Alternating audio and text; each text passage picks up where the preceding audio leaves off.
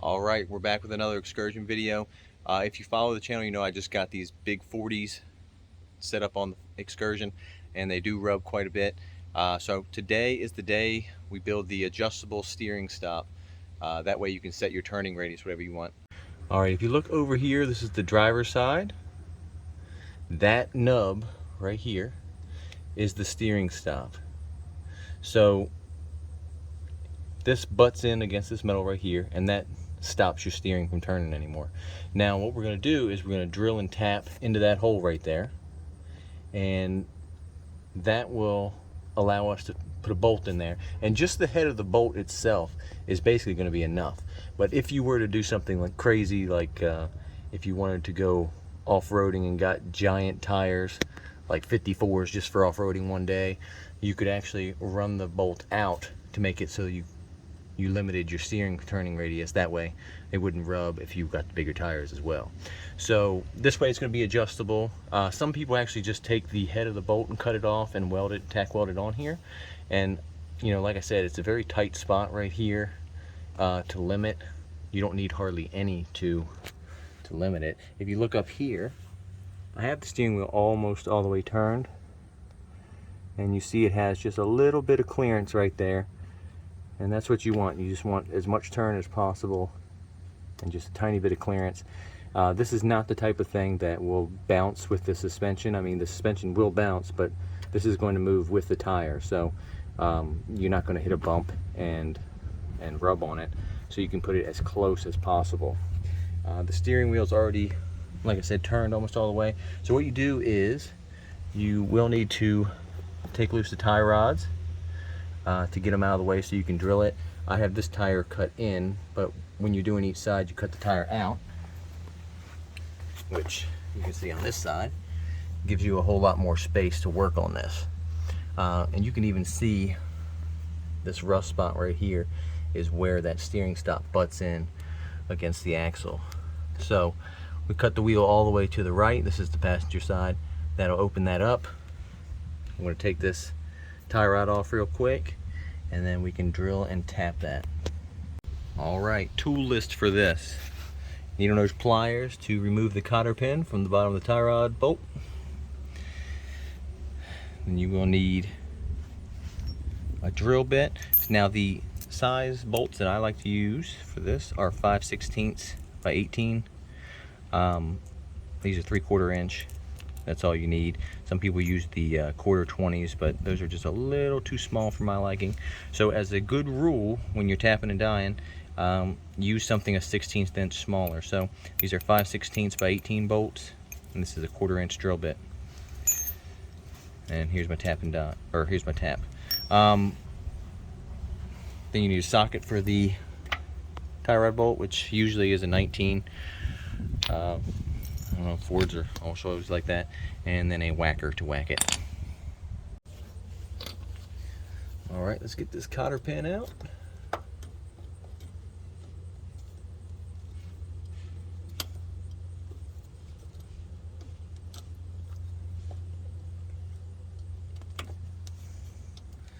Always a good idea to replace these as well.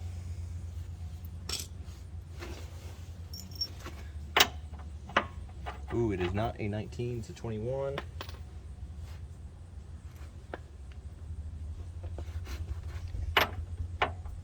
There we go. And a breaker bar for this. Alright, got my breaker bar. 9 times out of 10, these will come loose without spinning. And it looks like it is.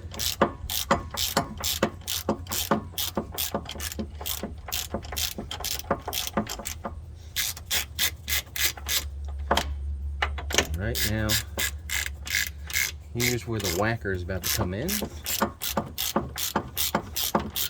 First off, before you bust it loose, make sure it's going to roll nice on the threads.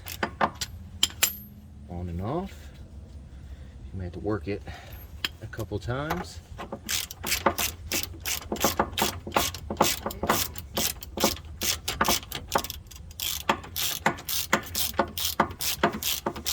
little bit of a tight spot I'm just working through. Alright, so leave this nut on partially. That way it protects the threads. And there you go. It's loose.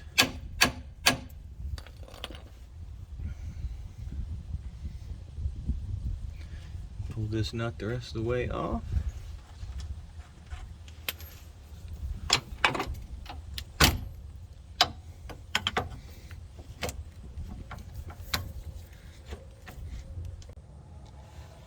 Alright, if you move your wheel back a little bit towards straight, it makes you have a little bit more clearance to pop that tie rod out, which I did.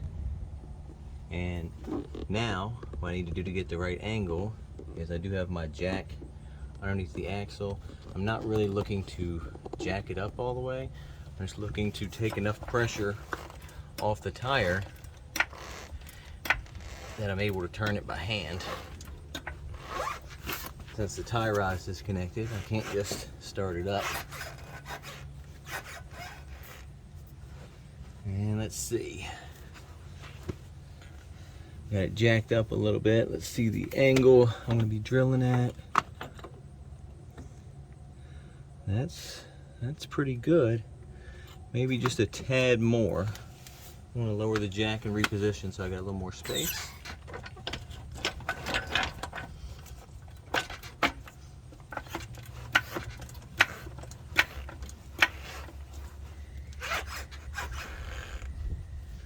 There we go. Fit right in. All right, perfect. That's exactly where we want it. I'm gonna get some lube for the drill bit.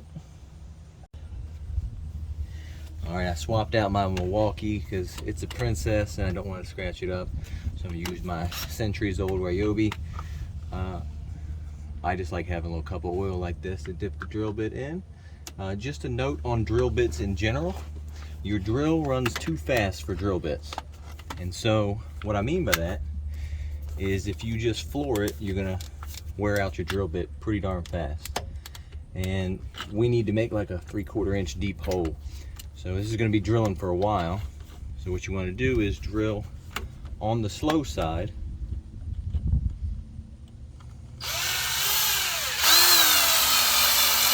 And you also wanna keep it oiled.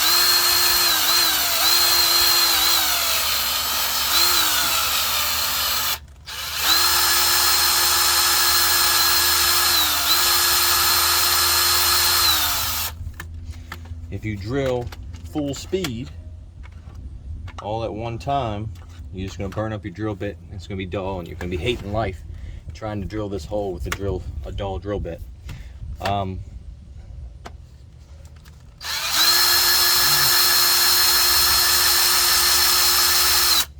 Another thing I like to do is if I have a drill bit set, I don't want to use the drill bit out of my set for something like this. If I'm going to be drilling an inch of metal on 2 different spots, that's 2 inches of drilling, I go and get a single dedicated drill bit. That way I don't have a dull drill bit in my set.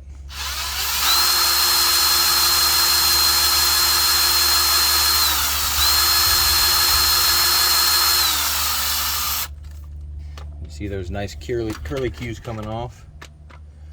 That's how you know you're nice and sharp.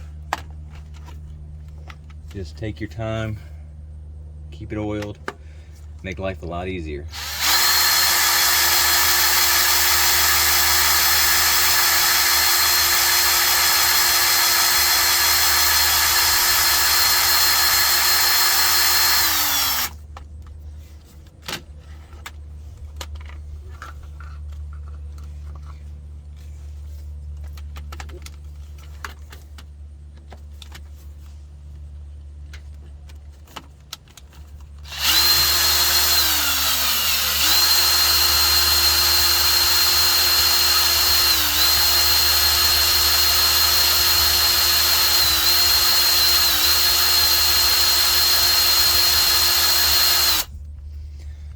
Boy, that's a nice curly cue on that one. You're going to want to fast forward if you don't want to watch this whole thing.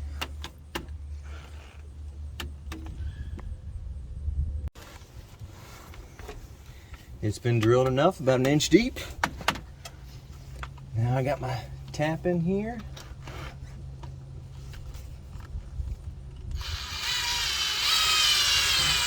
You're going to take it in a little bit and back it up. Take it in a little bit and back it up. You never just want to ram it in there. Good life lesson. Run it in. Run it out.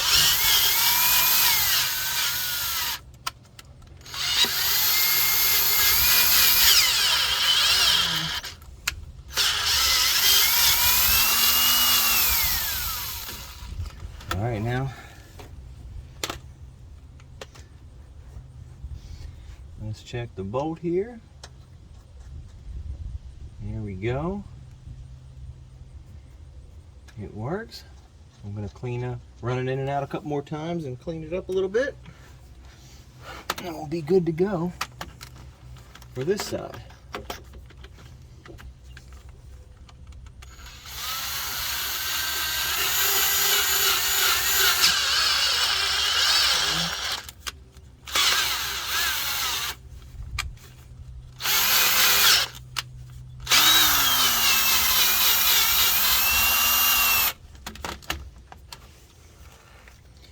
There we go.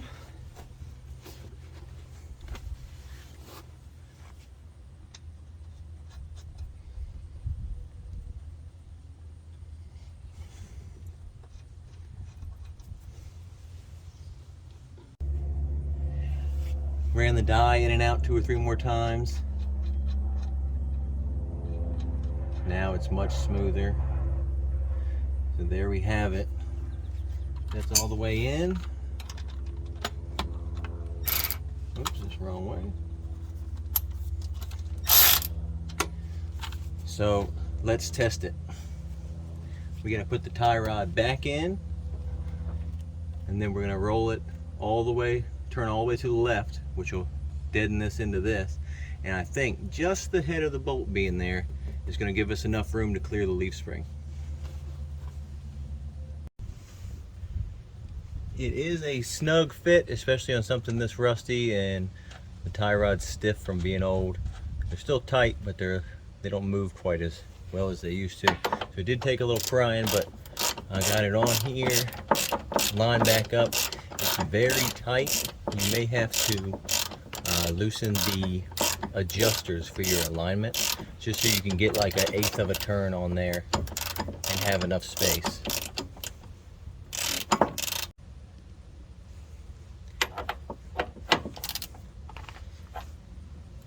There we go. And remember, line the castle nut up with the hole. That way you can put your cotter pin in.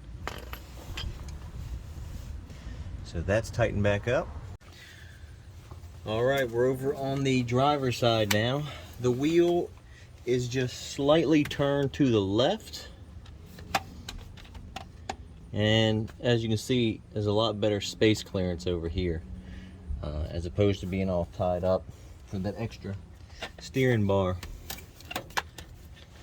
So I'm going to go ahead and drill this one out.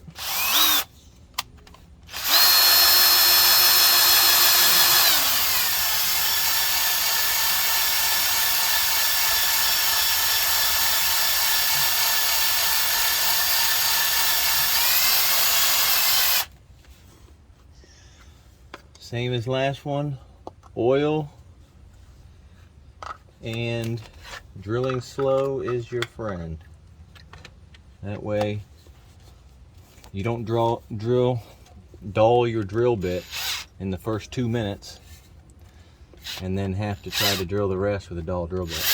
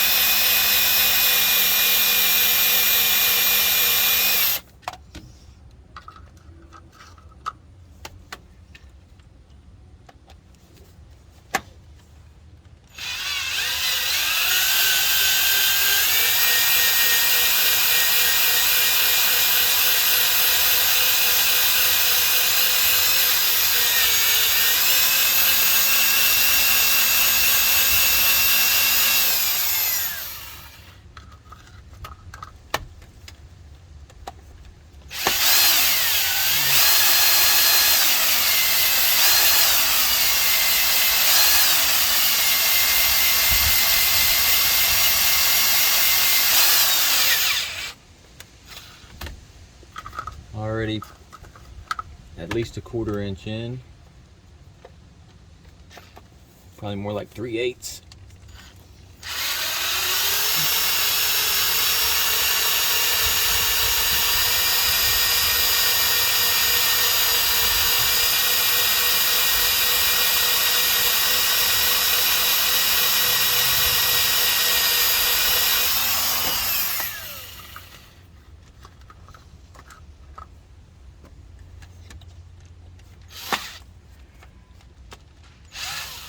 Let's see, at least a 1/2 inch now.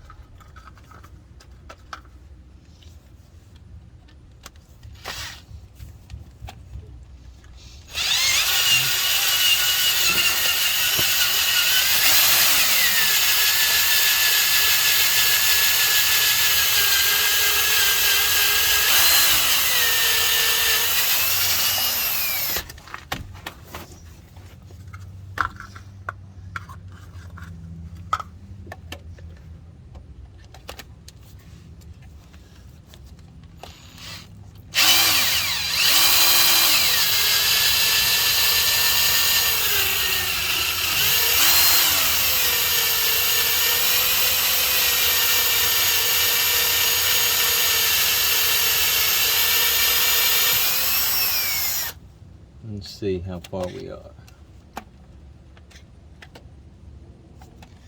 Almost far enough.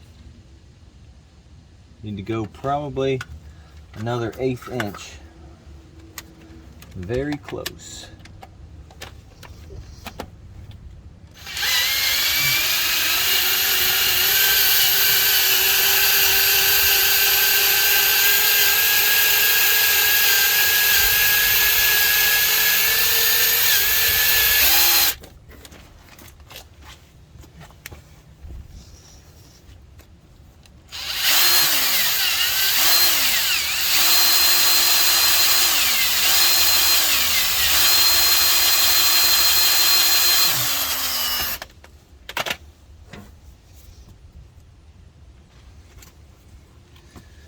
There we go. All right, tapping it out.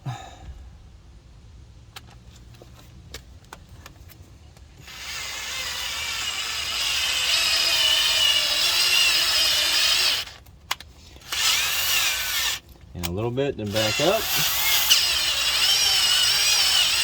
In a little bit, and back up. Every time I back up, you can see metal shavings falling out of the hole, and that's what you want. You don't want those metal shavings getting stuck in there and jacking up your threads.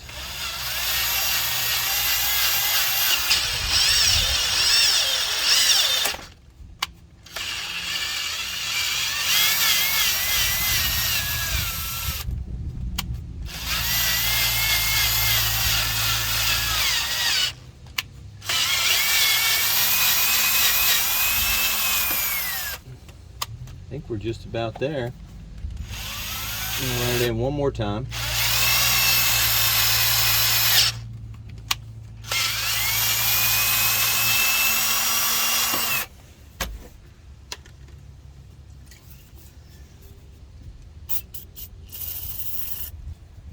Spray a little PB in there. Flush out the shavings.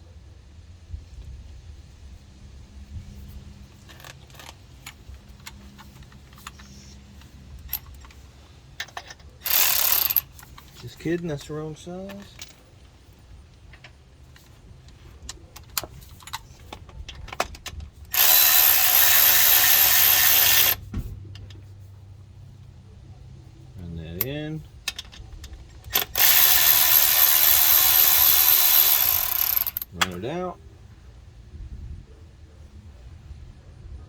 Threads look good. Run it in again.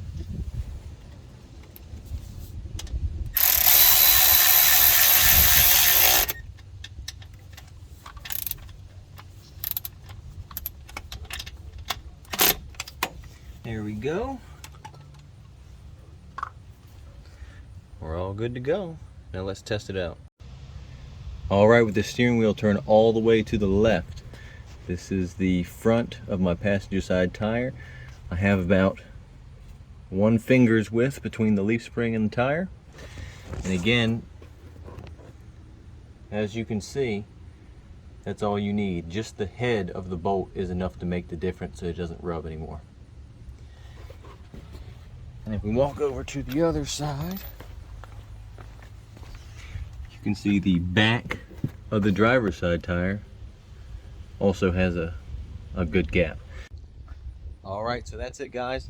For the video today, just the head of that bolt makes it enough so that it doesn't rub on the leaf springs anymore, that little tiny bit. You can tack weld just the head of the bolt on there, or just weld a lump onto the steering stop if you wanted to, but that's not really adjustable. This would be particularly useful for people who have street tires and then want to go somewhere and put on their big tires that they don't necessarily want to ride all the time. That way they can limit their steering stop and they won't be rubbing on the trails. Upcoming video is the custom plate that I'm going to make to shift the front axle forward to give me more clearance on this back fender right here. That way it just barely touches if I go over a little tiny bump right there. So I'm going to shift that forward. I'm going to show you how to make your own plate for that. And then I'm also going to be replacing the grill.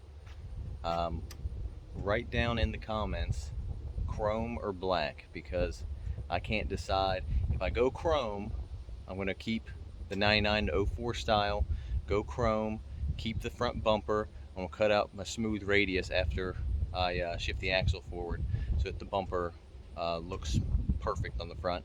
And then I'm going to put a big chrome bull bar coming out the bottom. If we go black, then I think I need to go aftermarket front bumper that's black with a winch mount in it. So let me know, comment if you have any questions. Hit that subscribe button so you don't miss that upcoming video.